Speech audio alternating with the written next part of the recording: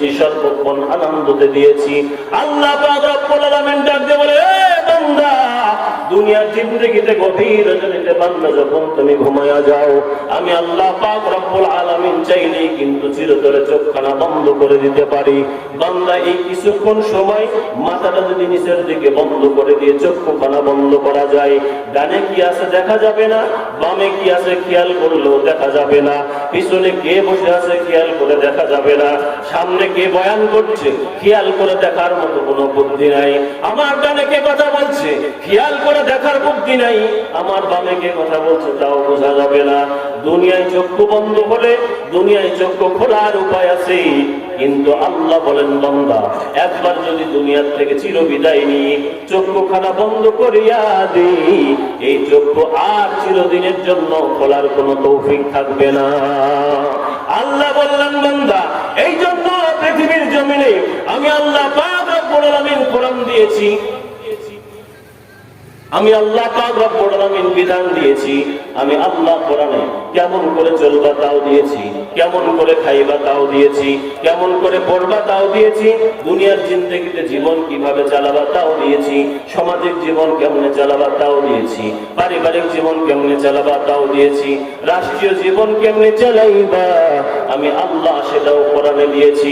বান্দা, এই কোরআনুল কারীম যদি জীবনের সাথে লাগায়া দাও, আমার আল্লাহ বললেন, বান্দা, দুনিয়ার সামাজিক জীবনে তোর শান্তি, পারিবারিক জীবনে তোর শান্তি, রাষ্ট্রীয় জীবনে তোর শান্তি, শুধু দুনিয়ায় শান্তি তা নয়, আমার আল্লাহ বললেন মরণে শান্তি, মরার পরে কবরে শান্তি, পুলসিরাতে শান্তি, মিজানেও তোর জন্য শান্তি তথা জান্নাতেও তোর জন্য শান্তি। এই জন্য কোরআনটারে বান্দা দুনিয়ার জমিনে যারা নিজের জীবনের সাথে লাগাইবা, নিজের জীবনের সাথে আমলে পরিগণিত করার চেষ্টা করবা, কোরআন অনুযায়ী নিজের জীবনটা যদি চালাইতে পারো, এই কোরআনের জন্য দুনিয়ায় শুধু সম্মানিত তা নয়, আমার আল্লাহ বললেন কবরেও আমি আল্লাহ তোর জন্য সম্মান রেখেছি। একটু আওয়াজ দিয়ে বলা যাবে কি সুবহানাল্লাহ? আমার ভাইরা, আল্লাহ পাক রব্বুল আলামিন ডাক দিয়ে বলে, ওই মদিনার কামলিওয়ালা নবীর উপরে আমি আল্লাহ পাক রব্বুল আলামিন কোরআনটারে বান্দা কিছুক্ষণ সময়ের জন্য নয়, কিছু সূরার জন্য নয়, কিছু আয়াতের জন্য নয়, দীর্ঘক্ষণ সময় নিয়ে বান্দা কমপ্লিটলি গাইডলাইন হিসাবে কোরআনটারে পরিপূর্ণ হিসাবে আমি আল্লাহ পাক রব্বুল আলামিন দিয়েছি। আমার নবী সর্বশেষ কোন ঘোষণা দিয়েছেন, আল-ইয়াউমা আকমালতু লাকুম দীনাকুম ওয়া আতমামতু আলাইকুম নি'মাতি ওয়া রাদিতু লাকুমুল ইসলাম দীনা। আমার আল্লাহ পাক রব্বুল আলামিন বলে, এই কোরআনটাকে কমপ্লিট করে আমি আল্লাহ পাঠাইছি। কোন বান্দা যদি কোরআনের উপরে বেশি করতে চায় তাও পারবে না, কোরআন যদি বাদ দিতে চাও তাও কোনো বুদ্ধি নাই। আমার আল্লাহ বলেন, বান্দা, দুনিয়ার জিন্দেগির জন্য শুধু নয় কোরআনটা, কবরের জিন্দেগির জন্য শুধু নয়, বান্দা জান্নাতে যাওয়া পর্যন্ত আমি মালিক কোরআনটারে কমপ্লিট বিধান হিসেবে তোমাদের দান করলাম। জবান দিয়ে থাকলে একটু আওয়াজ দিয়ে বলেন সুবহানাল্লাহ। কষ্ট হচ্ছে আপনাদের? আমার যুবক বন্ধুগণ, আল্লাহর বান্দা, কিছুক্ষণ সময় আলোচনা করব, কানটা লাগায়া দাও। আমার আল্লাহ পাক রব্বুল আলামিন ডাক দিয়ে বলে, ও দুনিয়ার বান্দা, ও দুনিয়ার বান্দি, এই কোরআনুল কারীম আল্লাহ পাক রব্বুল আলামিন বলে, আল্লাহর নবী সাল্লাল্লাহু আলাইহি ওয়াসাল্লাম পবিত্র জবানে ঘোষণা করে গেছেন, দুনিয়ার জিন্দেগিতে যদি কোনো সন্তান কোরআনুল কারীমটারে তেলাওয়াত করে, কোরআনটারে নিজের সিনার মধ্যে লাগায়, কোরআন অনুযায়ী যদি আলেম হয়, হাফেজ হয়, কোরআন অনুযায়ী যদি আমল করে দুনিয়ায় চলে, হালালটাকে হালাল হিসাবে জানে, হারামটাকে হারাম হিসাবে মানে, অন্যায়টাকে অন্যায় হিসাবে বোঝে, ন্যায়টাকে ন্যায় হিসাবে বোঝে। আমার হাবিবে কিবরিয়া বলেছেন, ওই আলেমের মা বাবা যারা দুনিয়ায় হবে, আমার আল্লাহ পাক রব্বুল আলামিন হাসরের ময়দানে কোরআনের আলেম, কোরআনের হাফেজের মাথার মুকুট আল্লাহ পাক রব্বুল আলামিন এমন একটা তাজ পরিধান করাইবে, যে তাজের সূর্যের গতির মতন তার গতি হবে, তার আলোটা সূর্যের আলোর মতো হবে। আল্লাহর নবী ডাক দিয়ে বলেন, ও দুনিয়ার বান্দা, নিজে আলেম হইতে পারো নাই, সন্তানটারে আলেম বানাও। নিজে হাফেজ হইতে পারো নাই, সন্তানটারে হাফেজ বানাও। নিজের অন্তরে ইচ্ছা ছিল আলেম হবো, সুযোগ হয় নাই, হইতে পারো নাই, সন্তানটারে বানানোর চেষ্টা করো। সন্তানকে বানাইতে পারো নাই, সন্তানের সন্তান নাতিরে বানানোর চেষ্টা করো। কবরে শান্তি পাইবা, মরণে শান্তি পাইবা, পুলসিরাতে শান্তি পাইবা, মিজানে শান্তি পাইবা, হাসরে শান্তি পাইবা, জান্নাতে শান্তি পাইবা। ও আল্লাহর বান্দা, ও পর্দার আড়ালের মা, তোমারে বলি কান লাগায়া শোনো। আল্লাহর হাবিব সাল্লাল্লাহু আলাইহি ওয়াসাল্লাম বলে, দুনিয়ায় যদি কোনো মা সন্তানটারে হাফেজ বানায়, সন্তানটারে আলেম বানায়, সন্তানটারে আলেমা বানায়, সন্তানটারে হাফেজা বানায়, আমার আল্লাহ পাক রব্বুল আলামিন বলে, আল্লাহর হাবিব সাল্লাল্লাহু আলাইহি ওয়াসাল্লাম পবিত্র জবানে বলে গেছেন, ময়দানে মাশরে সকল মানুষ নেকি কামানোর জন্য দৌড়াইবে, সব মানুষ পাগল। আমার আল্লাহ পাক রব্বুল আলামিন বলে, ওই দিন হাফেজের মরে, ওই দিন হাফেজের বাবার মাথায় আমার আল্লাহ পাক এমন একটা নূরের টুপি পড়াইয়া দিবে, যেই নূরের টুপির আলো সূর্যের আলো নাই ঝকমক করতে থাকবে। একটু বুঝে থাকলে আওয়াজ দিয়ে বলা যাবে কি সুবহানাল্লাহ। আল্লাহর বান্দা নবীর গোলাম,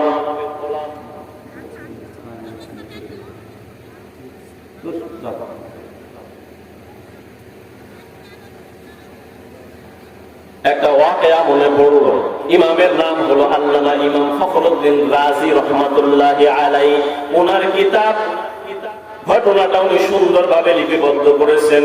একজন মহিলার কথা উল্লেখ করেছেন, ছোটবেলা থেকে অন্তরের মধ্যে ইচ্ছা ছিল আলেমা হবে, আলেমা হতে পারে নাই, বিবাহ হয়েছে, সংসারিক জীবনে আল্লাহর কাছে দোয়া করেছে, আল্লাহ আমার অন্তরে অনেক দিনের তামান্না ছিল আমি আলেমা হব, কিন্তু আমার হওয়ার সুযোগ হয় নাই। আল্লাহ আপনি আমার একটা সন্তান দেন, আমার একটা ছেলে দেন অথবা একটা মেয়ে দেন। আমার ছেলে হলে হাফেজ বানাবো, আলেম বানাবো, মেয়ে যদি হয় মেয়েটারে আমি হাফেজা বানাবো, আলেমা বানাবো। আমার অন্তরের তামান্না, আল্লাহ তুমি আমার নেক সন্তান দাও। আমার সন্তান যদি ছেলে হয় আলেম বানাবো, যদি আমার সন্তান মেয়ে হয় আমি আলেমা বানাবো। আল্লাহর কি কারিশমা! আল্লামা ইমাম ফখরুদ্দিন রাজি রাহমাতুল্লাহি আলাইহি লেখেন, আল্লাহ ওই মহিলার গর্ভে একটা পুত্র সন্তান দান করলো। সন্তান দুনিয়ার জমিনে ভূমিষ্ঠ হবার পর সন্তান যখন বড় হয়ে গেল, মায়ের মনের তামান্না সন্তানটারে হাফেজ বানাবে, আলেম বানাবে। কিছুদিন না যেতেই সন্তানটার বাবা দুনিয়া থেকে ইন্তেকাল করে বিদায়। মা সন্তানটারে কষ্ট করে যত্ন করে লালন পালন করে আস্তে আস্তে যখন সন্তানটা বড় হলো, মাদ্রাসায় পড়ার মতো যখন বয়স হলো, মায়ের মনের তামান্না সন্তানকে হাফেজ বানাবে, আলেম বানাবে। এই জন্য সন্তানটারে মাদ্রাসায় ভর্তি করে দিয়েছে। ওই যুবক বন্ধু, মুরব্বী বাবারা কান লাগায়া দাও, ও পর্দারান্ত মা কান লাগায়া শ্রবণ করো। ইমাম ফখরুদ্দিন রাজি রাহমাতুল্লাহি আলাইহি বলেন, সন্তানটার বয়স যখন 6 বছরে পদার্পণ করলো, সন্তানটারে মাদ্রাসায় ভর্তি করে দেওয়া হলো। বাবা দুনিয়া থেকে বিদায়, মা কষ্ট করে টাকা ইনকাম করে সন্তানটারে হাফেজ বানায়। সন্তানটারে হাফেজ হাফজ কমপ্লিট হওয়ার কিছুদিন পরে আলেম বানাবে, মায়ের বড় তামান্না। মা কঠিন রোগে আক্রান্ত, কিছু টাকা ব্যাংকের মধ্যে জমায়া রাখছে। ওই টাকা ব্যাংক থেকে বের করে সন্তানটারে খবর দিছে, সন্তান বাসায় আয়, তোর সাথে আমার কিছু কথা আছে। মায়ের খবর শুনিয়া মাদ্রাসা থেকে ছোট্ট সন্তানটা বাসার মধ্যে আসছে। মাকে ডাক দিয়ে বলে, মা কেন আমারে খবর পাঠাইছো? বাবা আমার মনের তামান্না, তোর বাবা দুনিয়া থেকে বিদায় হবার পর আমি তো বড় ক্লান্ত হয়ে গেছি, তোরে মানুষ করার জন্য কষ্ট করে যা ইনকাম করি, এই টাকা দিয়ে তোরে মাদ্রাসায় পড়াই, মাদ্রাসার খরচ চালাই। বাবারে আমার অন্তরের মধ্যে, আমার দেহের মধ্যে বড় ধরনের রোগ। আমার অন্তর সাক্ষী দেয়, আমার কলব বলে দুনিয়ার জিন্দেগিতে আর বেশি দিন সময় মনে হয় আমার নাই। ও সন্তান, আমাকে মনে হয় দুনিয়া ছেড়ে বিদায় হয়ে যেতে হবে। এই জন্য সন্তান তোরে আমি খবর দিয়া বাসার মধ্যে আনছি। এই যে ব্যাংকে কিছু টাকা জমানো ছিল, বাবারে এই টাকা দিয়ে তুই আলেম হবি। আমি যখন মারা যাব, আমি মারা গেলেও কবরের মধ্যে শান্তি পাবো। আমার দিলের মধ্যে তামান্না, আমার সন্তান হাফেজ হয়েছে, আমার সন্তান আলেম হবে, আমার দিলে বড় তামান্না। ও বাবা, এই যে অর্থ অর্জিত করা টাকাটা তোর হাতের মধ্যে তুলে দিলাম, জীবন চলে যাক, বাবা মেহেরবানি করে দয়া করে আলেম হবে। মা কিছুদিন পরে আল্লাহর সান্নিধ্যে পাড়ি দিয়ে চলে যায়, সন্তানটা টাকা নিয়ে মাদ্রাসায় হুজুরের দরবারে হাজির। হুজুর, আমার বাবা ছোটবেলায় ইন্তেকাল হয়েছে, কষ্ট করে মা আমাকে লালন পালন করতো, মাও আমার দুনিয়ার থেকে বিদায় হলো, মা অর্জিত করা যা সম্পদ রেখেছিল, এই যে টাকাগুলো আমার হাতের মধ্যে মা দিয়ে দুনিয়ার থেকে বিদায় হয়ে গেছে। হুজুর, আমার মা জমানো টাকাগুলো আমি আনছি, এই টাকাগুলো আপনি মেহেরবানি করে গ্রহণ করেন, আমাকে আলেম হবার মতো সুযোগ করে দেন, কিতাব লাইনে পড়ার মতো সুযোগ করে দেন। আমার মার অন্তরের বড় তামান্না আমি আলেম হব। আমার মায়ের বড় ইচ্ছা ছিল দুনিয়ায় বেঁচে থাকতে, দুনিয়ায় বেঁচে থাকার সময় কষ্ট করে যা কামাইছে ওই টাকাগুলো আমার হাতে দিয়ে আমার মা পরলোক গমন করেছে। হুজুর টাকাগুলো জমা নিল, সন্তানটারে পড়ার সুযোগ করে দিল। যুবক বন্ধুরা, মুরব্বী বাবারা, ও পর্দার মা, সন্তানটা কষ্ট করে লেখাপড়া শেষ করে আলেম হয়েছে। আলেম হবার পরে সন্তানটা ছোট্ট একটা ব্যবসা করার জন্য মা ওসিয়ত করে গেছিল, বাবারে আলেম যখন শেষ হয়ে যাবে, আলেম লেখাপড়া যখন তোর হয়ে যাবে, কষ্ট করে ব্যবসা বাণিজ্যতে নিয়োজিত হবে।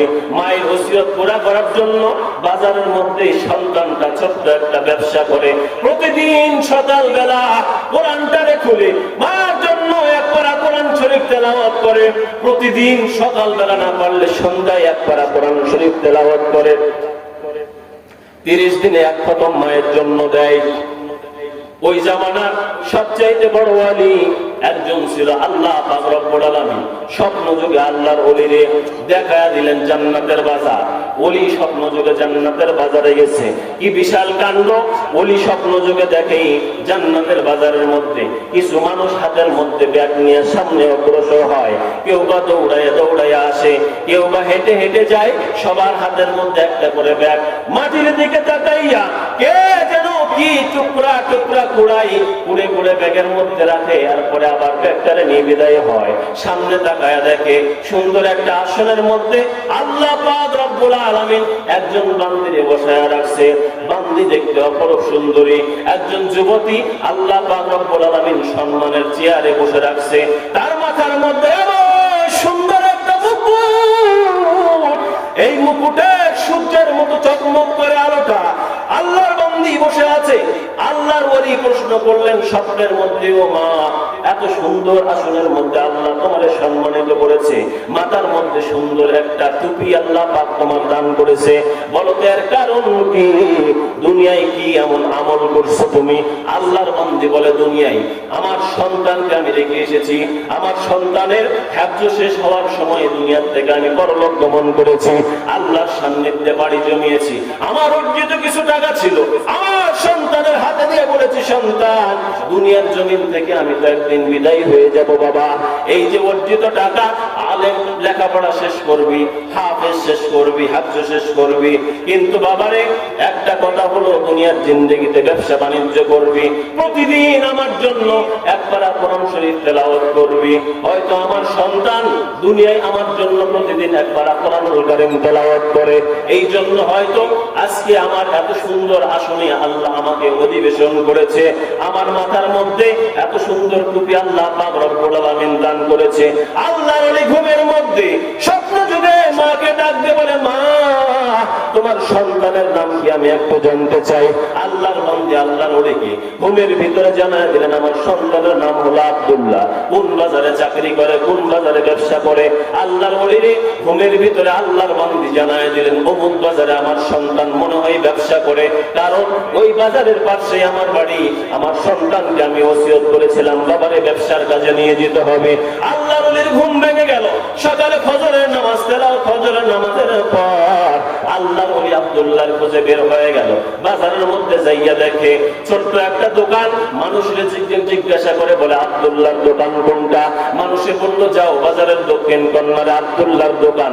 যে দেখে বাজারের মধ্যে আব্দুল্লাহর দোকানের শাটারটা নামানো, দোকানটা বন্ধ করা আছে। আল্লাহর ওলি শাটারের সামনে দাঁড়ালেন, দোকানের ভিতর থেকে গুনগুন তেলাওয়াতের আওয়াজ কানের মধ্যে ভেসে আসে। আল্লাহর ওলি শাটারের মধ্যে আস্তে করে ঠকা দিলেন, শাটারটাকে খুলে দেওয়া হলো। কে তুমি? না নাম কি তোমার? বলে আমার নাম আব্দুল্লাহ। বাসা কোথায়? বাসা অমুক জায়গায়। কি করো? তেলাওয়াত করি। কার জন্য তেলাওয়াত করো? আমার মা দুনিয়ার থেকে ইন্তেকাল করছে, মার জন্য তেলাওয়াত করি। বাবা দুনিয়ার থেকে বিদায়, বাবার জন্য তেলাওয়াত করি। বাবা তোমার নাম যদি আব্দুল্লাহ হয়ে থাকে, আমি আজকে স্বপ্ন যোগে তোমার মার সঙ্গে আমার সাক্ষাৎ হয়েছিল। বাবারে কিন্তু এই স্বপ্ন যোগে আমি যা দেখেছি সব আমার সামনে ক্লিয়ার, কিন্তু একটা জিনিস আমি বুঝতে পারি নাই। আল্লাহ নবী আব্দুল্লাহ ডাক দিয়ে বলে, ও হুজুর কি আপনি বুঝতে পারেন না? আমারে ক্লিয়ার করে বলো। আল্লাহর ওলি বলে, আজকে ঘুমের মধ্যে আমি স্বপ্নে দেখি বাজার, জান্নাতের বাজার ভ্রমণ করেছি। ওই জান্নাতের বাজারে দেখেছি কিছু মানুষ হাতের মধ্যে ব্যাগ নিয়ে বাজারের মধ্যে কেউ দৌড়াইয়া দৌড়াইয়া যায়, কেউ আবার হেঁটে হেঁটে যায়। ওই জমিন থেকে ছোট্ট ছোট্ট কি যেন টুকরা করে করে ব্যাগের মধ্যে ঢুকায়, এরপরে আবার ব্যাগটারে বন্ধ করে বাসার দিকে রওনা হয়। এরপরে সামনের দিকে তাকাইলাম, সামনে তাকাইয়া দেখি একজন যুবতী। ওই যুবতীর সাথে আমার কথোপকথন হলো। ও আব্দুল্লাহ, ওই যুবতী আমারে বলছে সে নাকি তোমার মা। এই জন্য আজকে তোমার মার মুখ থেকে তোমার নাম শুনিয়া তোমার খোঁজে তালাশ করতে করতে বাজার পর্যন্ত আমি এসেছি। আব্দুল্লাহ ডাক দিয়ে বলেন, এই শব্দের ব্যাখ্যা হলো ওই বাজারের মধ্যে যারা ব্যাগগুলো হাতের মধ্যে নিয়ে দৌড়াইয়া দৌড়াইয়া গেছে, কিছু যা পাইছে যা কুড়াইছে ব্যাগের মধ্যে রাখছে। আল্লামা ইমাম ফখরুদ্দিন রাজি রাহমাতুল্লাহি আলাইহি লেখেন, এগুলা হলো দুনিয়ার মধ্যে ওই সকল মানুষের আমল যারা দুনিয়ার মধ্যে নেককার সন্তান রেখে গেছে। মা মারা যাওয়ার পর, বাবা মারা যাওয়ার পর সন্তানেরা মার জন্য কিছু হাদিয়া, কবরের জন্য সওয়াব রেসানি করে। যারা কোরআন শরীফ তেলাওয়াত করে মার জন্য পাঠায়, যারা কোরআনুল কারীম তেলাওয়াত করে বাবার জন্য কিছু সওয়াব রেসানি পাঠায়। ওই মানুষগুলো জান্নাতের বাগানে ব্যাগ নিয়ে দৌড়ায়, দৌড়াইতে দৌড়াইতে তাকাইয়া দেখে আমার সন্তান আমার জন্য যা পাঠাইছে সেটা পুরো ব্যাগের মধ্যে নাই, আমার মেয়ে আমার জন্য যা পাঠাইছে এটা পুরো পুরো ব্যাগের মধ্যে নাই। এই নেক আমলগুলো তারা জমা করে করে তাদের নেক আমলের পাল্লাগুলো ভারী করতে থাকে।